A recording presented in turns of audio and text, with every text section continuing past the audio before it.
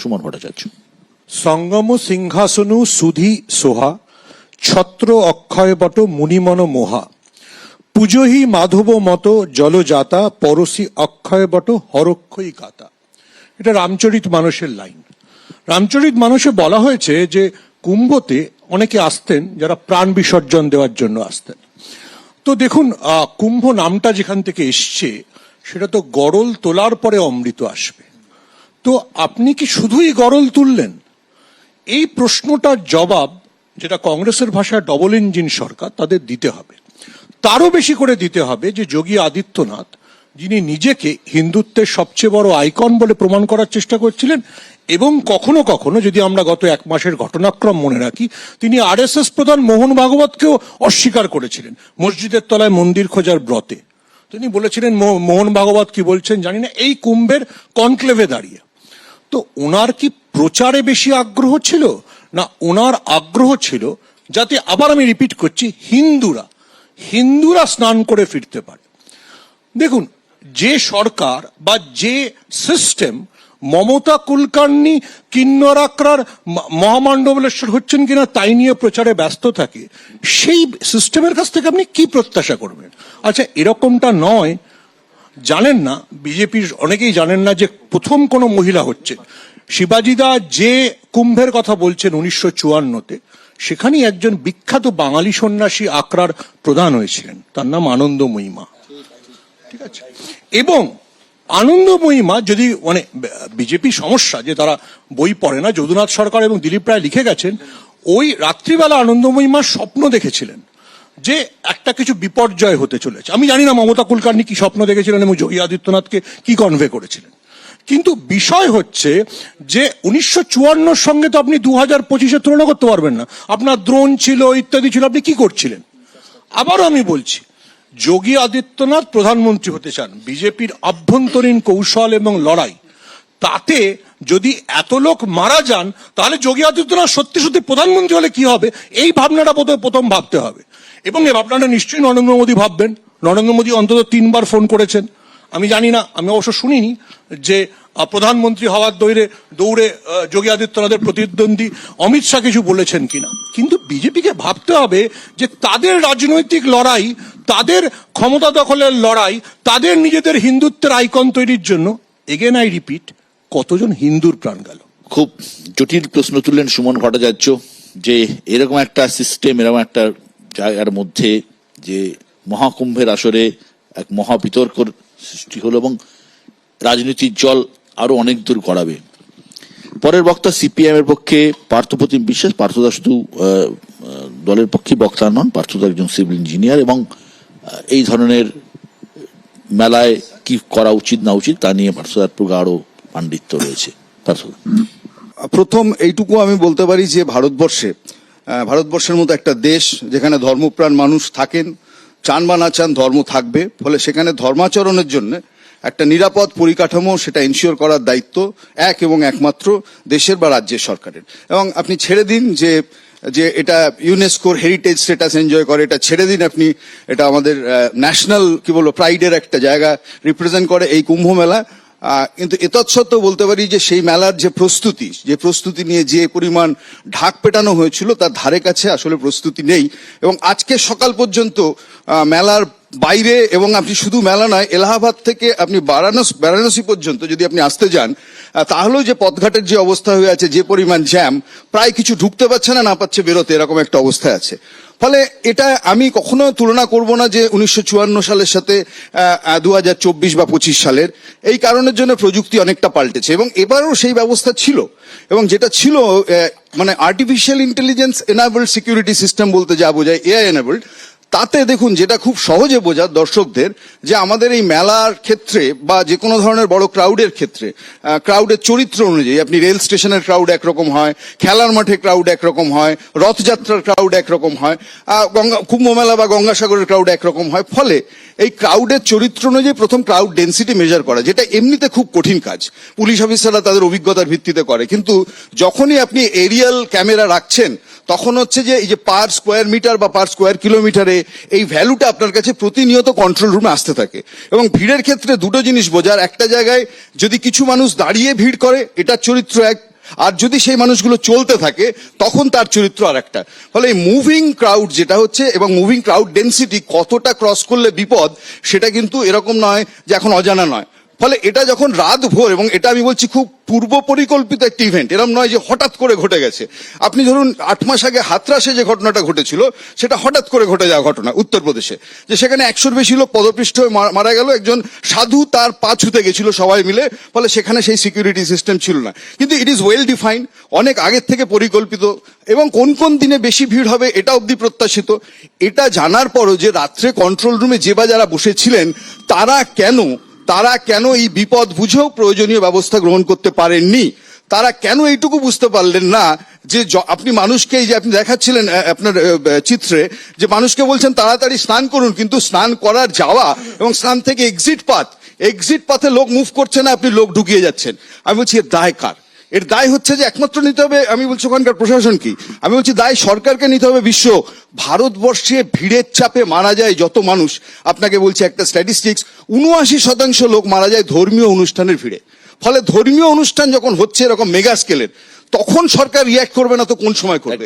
ফলে এইটা আমি বলছি আটার ব্যর্থতা। আমি বলছি যারা নিজেদেরকে ডাবল ইঞ্জিন ট্রিপল ইঞ্জিন বলেন, যে হিন্দুত্বের পোস্টার বয় যারা, তাদের রাজ্যে যদি এই ঘটনা ঘটে, আমি বলবো যে কি বিজ্ঞাপন চলছে, আমি বলছি অরাজকতার, আমি বলছি গভর্নেন্সে, সেটা কিন্তু কুম্ভ মেলা চোখে আঙুল দিয়ে দেখিয়ে দিল। একদমই তাই। কারণ এত বড় একটা ভিড়, এত প্রচার, কোটি কোটি মানুষ আসছেন, এবং যেখানে ধরা হয়েছে যে কুম্ভমেলা থেকে যদি একজন মানুষ 5,000 টাকা খরচা করেন, তাহলে নাকি 2 লক্ষ কোটি টাকা ইনকাম হবে। এইরকম একটা জায়গায় প্রচার গোটা ভারতবর্ষে ছড়িয়ে গেছে। যোগী আদিত্যনাথ প্রত্যেকটা রাজ্যের মুখ্যমন্ত্রী, পশ্চিমবঙ্গের বিধানসভার স্পিকার, প্রত্যেককে পার্সোনালি নিমন্ত্রণ করেছেন আসার জন্য। দেশ জুড়ে এই প্রচার, তার ফলে সাধারণ মানুষের একটা তো প্রভাব থাকেই। এবং এই কুম্ভ মেলাতেই কেন হয় দেখুন, 1984 সালে, 54 সালের কথা বাদ দিলাম, হরিদ্বারে কুম্ভে মারা গিয়েছিলেন প্রায় 200 জন। হরিদ্বারে যেটা হয়েছিল 2003 সালে নাসিকে, মহারাষ্ট্রের নাসিকে কুম্ভ মেলায় মারা গিয়েছিলেন কয়েক হাজার, মাফ করবেন 40 জন মতন। 2013-তে এই এলাহাবাদেই, অর্থাৎ এই প্রয়াগরাজেই স্টেশনের ওভারব্রিজ দুর্ঘটনা ছিল, ভেঙে পড়ে প্রায় 40 জনের বেশি মারা গিয়েছিলেন। কুম্ভ মেলার যে ভিড়, এই ভিড় ম্যানেজমেন্ট একটা বড় বিষয়, যেটা পার্থদা বললেন। পরের বক্তা দেবাংশু ভট্টাচার্য। আচ্ছা, আমার একটা সহজ প্রশ্ন, আমি যদি জানি আমার বাড়িতে 50 জনকে ডেকে নিমন্ত্রণ খাওয়ানোর ক্যাপাসিটি আমার আছে, আর তারপরে যদি আমি সেই বাড়িতে কার্ড দিয়ে 2000 জনকে নিমন্ত্রণ করি, তারপরে সেই বাড়িতে যদি একটা দুর্ঘটনা ঘটে, তাহলে নিমন্ত্রণ যিনি করছেন তার দায় কেন থাকবে না? আমাদের স্পষ্ট বক্তব্যের জায়গা হচ্ছে, শোনা যাচ্ছে কোনো কোনো মহল থেকে যেই গোটা কুম্ভকে কেন্দ্র করে শুধু বিজ্ঞাপন বাবদ 1000 কোটি টাকা খরচ করা হয়েছে, শুধু অ্যাডভার্টাইজমেন্ট আমরা কখন দিই? আরো বেশি করে মানুষকে ডাকার জন্য, আরো বেশি যেন মানুষ আসে। আমার যদি সেই মানুষকে সামলানোর ক্যাপাসিটি না থাকে, তাহলে আমি সেই বিজ্ঞাপনে খরচ করব কেন? ন্যাচারালি যে মানুষ আসার তো আসবেই, আমি সেটাকে আরো বাড়ানোর চেষ্টা করছি, তার মানে আমি নিজস্ব ব্যবস্থাপনা রেখেছি? আমি কিন্তু সেই ব্যবস্থাপনা রাখিনি। 3 মাস ধরে টিভি চ্যানেল থেকে শুরু করে সর্বত্র বিজ্ঞাপন আমরা প্রত্যেকে দেখেছি। শোনা যাচ্ছে যে 2 লক্ষ কোটি টাকার বিকিকিনি হতে পারে, এবং 25,000 কোটি টাকার নিজস্ব রাজস্ব তহবিলে ঢুকতে পারে সরকারের, যেটা নিজস্ব হিসাব। এখন এই 25,000 কোটি থেকে কতগুলো শূন্য সঙ্গে নিয়ে নেতা মন্ত্রীদের পকেটে ঢুকবে, তাই এই কাজটা করা হলো, সেটা কিন্তু আমরা এখনো পর্যন্ত জানি না। শুধুমাত্র ইনফ্রাস্ট্রাকচারের অবস্থা বলতে, আজকে কুম্ভ থেকে যে পদপিষ্ট হয়ে বা চাপা পড়ে যে মানুষগুলোকে আমরা হারালাম, সেইটুকু দেখলে হবে না বিশ্বদা। আজকে সোশ্যাল মিডিয়ায় ভাইরাল হয়েছে যে ভিডিওগুলো, আপনি দেখুন ট্রেনগুলোর কি অবস্থা। একজনের ঘাড়ের ওপর একজন বসে ট্রেনে করে সবার করছেন। কিছু স্টেশনে দেখা যাচ্ছে ফার্স্ট ক্লাস কম্পার্টমেন্ট, যেটাকে ভিআইপি কম্পার্টমেন্ট বলা হয়, যেটা পুলিশ নিরাপত্তায় থাকে, সেই ফার্স্ট ক্লাস কম্পার্টমেন্টের জানলা ইট দিয়ে ভেঙে যাত্রীরা ভেতরে ঢুকে যাচ্ছে। এই পরিস্থিতির সৃষ্টি কেন হলো? এর দায় কাদের? আরেকটা কথা, এই ঘটনা ঘটার পর ওখানকার যিনি এসএসপি রাজেশ দ্বিবেদী, তার যখন প্রতিক্রিয়া চাওয়া হলো কয়েক ঘন্টার মধ্যে, তিনি বললেন ইয়ে সব আফবাহ হ্যায়, প্রচার রটনা, কোনো মানুষের মৃত্যু হয়নি, একটা আঁচড়ও পর্যন্ত লাগেনি, শুধু একটু হুড়োহুড়ি হয়েছিল। পরে কি দেখা গেল? সত্যিটা আমরা প্রত্যেকে দেখতে পেয়েছি। এই লোকানো হয়েছিল কাদের জন্য? এখনো পর্যন্ত লোকানো হচ্ছে কাদের জন্য? সংখ্যাটাকে 30-এ আটকে রাখা হয়েছে কেন? একটা জায়গার তো বলা হচ্ছে আরেকটা জায়গায় পদপিষ্ট হয়ে মারা গেছে, সেখানে টোটাল সংখ্যা যোগ করলে 100-150 ক্রস করে যাবে, কিন্তু সরকার ইচ্ছাকৃতভাবে লোকানো হচ্ছে। এখানে কারণটা কি? এই সরকার ভিআইপিদের জন্য ব্যবস্থা করতে গিয়ে সাধারণ মানুষের জন্য কোথাও ব্যবস্থা করতে ভুলে গেছে। যাই হোক, আজকে সময় নেই, নালে এই নিয়ে আমার একটি লেখা ছিল, আমি একটু পরে সুযোগ পেলে পড়ে শোনাবো। এই যে ভিআইপিদের জন্য ব্যবস্থা করতে গিয়ে সাধারণ মানুষরা মারা গেল, তো যোগী আদিত্যনাথের কাছে কি ভিআইপি হিন্দুদের গুরুত্ব আলাদা, গরিব হিন্দুর গুরুত্ব আলাদা? ভোট নেওয়ার সময় তো গরিব হিন্দুগুলো ঠিক ভোট নিয়েছিলেন। তৃতীয় কথা, নরেন্দ্র মোদী, আপনারা মনে করে দেখুন, 2016 যখন কলকাতায় পোস্তা ওরাল পুল ভেঙে পড়লো, সেই সময় নরেন্দ্র মোদী কলকাতায় সভা করতে এসে বলেছিলেন, ইয়ে অ্যাক্ট অফ গড নেহি হ্যায় দিদি, ইয়ে অ্যাক্ট অফ ফ্রড হ্যায়। আজকে আমরাও প্রশ্ন করতে চাই, এই ঘটনা অ্যাক্ট অফ গড না অ্যাক্ট অফ ফ্রড? এই উত্তর নরেন্দ্র মোদীকে দিতে হবে। শেষ আমি একটা কথা বলি, যে এই সবকিছুর উল্টো দিকে আপনারা যদি দেখেন, যে ধর্মীয় গ্যাদারিং এর কথা পার্থদা থেকে শিবাজিদা, সুমনদা প্রত্যেকে বলছিলেন, আপনি যদি দেখেন, কদিন আগে আমাদের রাজ্যে গঙ্গাসাগরের মতো একটা অনুষ্ঠান হয়েছে, ছোট জায়গা, 1,12,00,000 ওপর লোক ঘুরে গিয়েছে। এরকম ঘটনা কিন্তু আপনি চোখে আঙুল দিয়ে দেখাতে পারবেন না। এবং 2 নম্বর, প্রত্যেক বছর কলকাতায় দুর্গাপুজোয় 3 থেকে 4 কোটি মানুষ কলকাতা, হাওড়া, হুগলি শহরকে কেন্দ্র করে যে জায়গাটা, সেখানে ঘুরে বেড়ায় পুজোর কয়েকটা দিন। এত সুন্দর ট্রাফিক ম্যানেজমেন্ট থেকে শুরু করে পুজোগুলোর ভিড়, মানুষ লাইন দিয়ে দেখে বেরোচ্ছেন। গত 10-11 বছরে একটা ঘটনা আপনি বলতে পারবেন যেখানে সাধারণ মানুষকে পুণ্য অর্জন করতে এসে বিপদের মধ্যে পড়তে হয়েছে? ঠিক। আমি এই প্রসঙ্গে দেবাংশু একটা ভালো কথা বললো, একদম ঠিক বলেছে। আমার মনে পড়ে যাচ্ছে দেশপ্রিয় পার্কে যখন এই সব থেকে বড় দুর্গা নিয়ে প্রচার হলো, এবং প্রায় 100 ফুটের দুর্গা, যখন প্রশাসন দেখলো যে ভিড়ে প্রচন্ড চাপ হচ্ছে এবং এমন চাপ হচ্ছে যে কন্ট্রোল করা যাচ্ছে না, প্রশাসন কিন্তু বন্ধ করে দিয়েছিল কলকাতা শহরের মধ্যে পুজো। সবার সমালোচনার যে উত্তর যিনি দিতে পারবেন, বিজেপির শঙ্কুদেব পান্ডা। শুরুটা করতে চাই যেখানে আপনারা শেষ করেছেন সেখান থেকে। আমায় মার্জনা করবেন না, শুনতে হয়তো একটু রূঢ় লাগবে, কিন্তু এটা তো ঘটনা। আমি সমালোচনা একসেপ্ট করছি, আপনারা যারা করছেন বলার জায়গা রয়েছে, এবং এইরকম মর্মান্তিক ঘটনা রয়েছে। কিন্তু কারা সমালোচনা করছেন, কেন সমালোচনা করছেন? যারা পাড়ায় একটা দুর্গাপুজো সামলাতে পারেন না, যারা পাড়ায় দুর্গাপুজো বন্ধ করে দেন, তারা মনে করেন যে কুম্ভের মতো একটা ইভেন্টকে অ্যাড্রেস করবেন, তারা কুম্ভ নিয়ে সমালোচনা করবেন, এটা মেনে নিতে হবে। আমায় মার্জনা করবেন, গ্রামের লোকেরা আজও বলে, যারা হেলে ধরতে পারে না তারা কেউটে ধরার কথা সমালোচনায় প্রশ্ন নিয়ে আসেন। আমি দেখুন, সমালোচনা টেকনিক্যালি একসেপ্ট করি।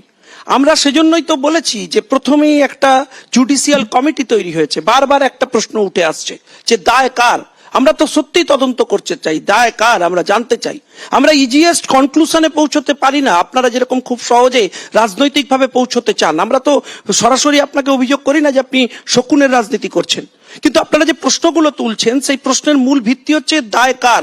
তাই তো খুঁজতে হবে, কারণ এত বড় কুম্ভ হয়েছে, তাতে একটা নির্দিষ্ট জোনে এই এফেক্ট হয়েছে, এই ধরনের ঘটনা ঘটেছে। একটা দায়িত্বশীল প্রশাসন, তার কাজ নয় সন্ধ্যাবেলা প্রথমে গিয়ে প্রেস কনফারেন্স করা। আমরা এর রাজ্যে অনেক ক্ষেত্রেই দেখি ঘটনা ঘটার আগেই প্রেস কনফারেন্স হয়। নির্বাচনে হেরে গেলেও কেউ আগেই প্রেস কনফারেন্স করে বলেন তিনি নির্বাচনে জিতে গেছেন, পরে রেজাল্ট আসে তিনি হেরে গেছেন। কিন্তু এখানে হয় না। এখানে আপনি লক্ষ্য করে দেখবেন, আগে রেস্কিউ অপারেশনে হচ্ছে নজর দিতে হয়। সেই কাজটাই মোদী সরকার, সেই কাজটাই যোগী সরকার করেছেন নির্দিষ্ট দায়িত্ব নিয়ে। যারা আজকে এই প্রশ্ন তুলছেন তাদের কাছে আমার প্রশ্ন, নিশ্চয়ই এই মৃত্যুর ধারাবাহিকতা হচ্ছে বজায় থাক, এটা কোন সরকারের কাছেই কাঙ্ক্ষিত নয়। কিন্তু আনএক্সপেক্টেড যে এই হিন্দু সমাগম, এটা দেখেই অনেকে আতঙ্কিত হচ্ছেন। আমায় মার্জনা করবেন, কেউ কেউ আপনারা এমন পরিস্থিতি তৈরি করছেন যে বিষয়টা হিন্দু বিরোধিতার দিকে চলে যাচ্ছে। আমায় মার্জনা করবেন, আপনার নিজস্ব রাজনৈতিক ভাবনা থাকতে পারে, কিন্তু কুম্ভের বিরোধিতা করবার জন্য যেভাবে কোমর বেঁধে আপনারা নেমেছেন, আমি তার তীব্র বিরোধিতা করছি, এবং এটা সরাসরি হিন্দু বিরোধিতার দিকে ইন্ডিকেট করছে।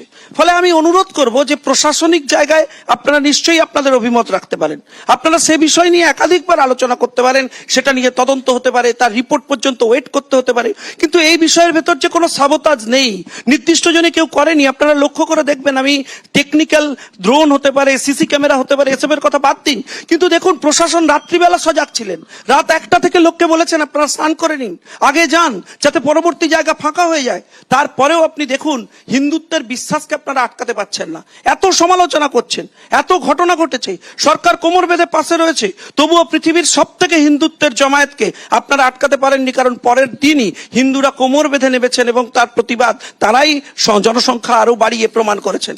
ফলে যারা সমালোচনা করছেন তারা রাজনৈতিক সমালোচনা ছেড়ে, শকুনের আলোচনা ছেড়ে, যেটা আপনাদের কাছ থেকে শেখা, এসব আলোচনা বন্ধ করে হিন্দুত্বের এই মহান উৎসবে সামিল হন। নিশ্চয়ই আগামী দিনে চেষ্টা করতে হবে যাতে এটুকু দুর্ঘটনা আর না ঘটে। এত বড় মেলা যেখানে এত প্রচার, কোটি কোটি লোকের সমাগম, সেখানে তো সরকারের একটা দায়িত্ব থাকবে যে কিভাবে আমি এটাকে ম্যানেজ করব, ভিড়কে কন্ট্রোল করব, মানুষকে কন্ট্রোল করবো। যে মারা গেছে সেও হিন্দু, যে আহত সেও হিন্দু।